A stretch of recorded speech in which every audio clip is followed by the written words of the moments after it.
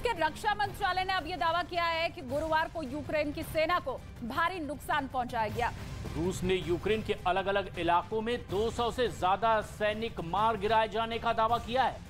Ukraine की जंग में गेम चेंजर कहे जा रहे हाइमार्स मिसाइलों को भी रूस ने हवा में ही मार गिराने का दावा किया है। आपको ये भी बता दें कि कई महीनों की कोशिश के बाद रूस ने एक ऐसा एयर डिफेंस सॉफ्टवेयर तैयार किया है जो कि हाइमार्स मिसाइलों को 100% हवा में ही मार सकता है।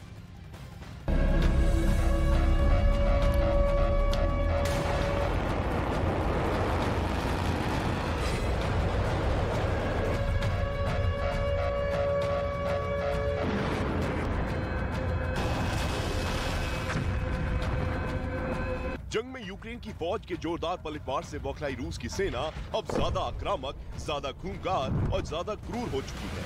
अब रूस के सैनिक यूक्रेन के सैनिकों को बख्शने के मूड में बिल्कुल नहीं है। बंदी बनाने का मौका मिलने के बाद भी वो उन्हें गोली मारते रहे हैं।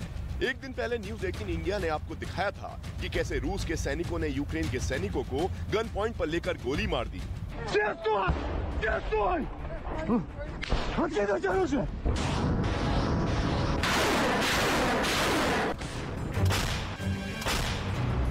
इस बीच रूस ने दावा किया कि डोनेट्स्क और क्रास्नोलिमांस्क के क्षेत्र में हुए भीषण युद्ध में यूक्रेन के 200 से ज्यादा सैनिक मार गिराए गए हैं। रूस ने यह भी दावा किया कि यूक्रेन को विदेशों से मिले सैन्य उपकरणों को भी भारी नुकसान पहुंचाया गया है।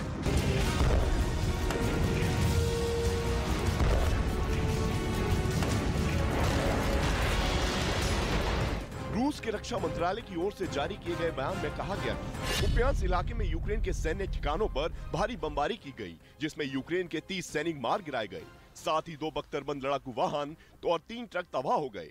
जबकि क्रास्नोलिमांस्क के इलाके में यूक्रेन के 100 से ज्यादा मिलिट्री यूनिट, 4 AFV और 3 सैन्य वाहनों को बर्बाद कर दिया गया। वहीं डोनेट्स्क में यूक्रेन के 70 सैनिक, 30 मिलिट्री यूनिट, 1 टैंक, 3 AFV, 2 बख्तरबंद लड़ाकू वाहन और 7 वाहनों को निशाना बनाए गए। जबकि खार्किव इलाके में 3 गेट MLRS लड़ाकू वाहनों को नष्ट कर दिया गया।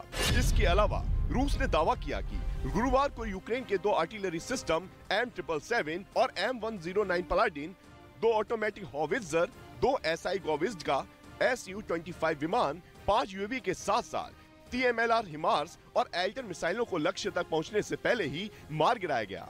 युद्ध के पहले दिन से ही जेलेंस्की ने एक ठोस रणनीति अपनाई है जो यूक्रेन के सैनिकों को मनोबल बढ़ाने में काफी अहम साबित हुई। अब तक 11 महीने के युद्ध में यूक्रेन के रक्षा मंत्रालय की तरफ से हर दिन रूस की सेना को नुकसान के आंकड़े जारी किए जाते हैं, जिससे रूस के सैनिकों का मनोबल कमजोर पड़े। शायद इस बात को समझने में रूस को 11 महीने लग गए। इसीलिए अब रूस के रक्षा मंत्रालय की ओर से भी यूक्रेन आर्मी को हुए नुकसान के आंकड़े जारी करने की शुरुआत हो चुकी है। जाहिर है कि इससे जंग लड़ रहे रूस के सैनिकों का मनोबल बढ़ेगा।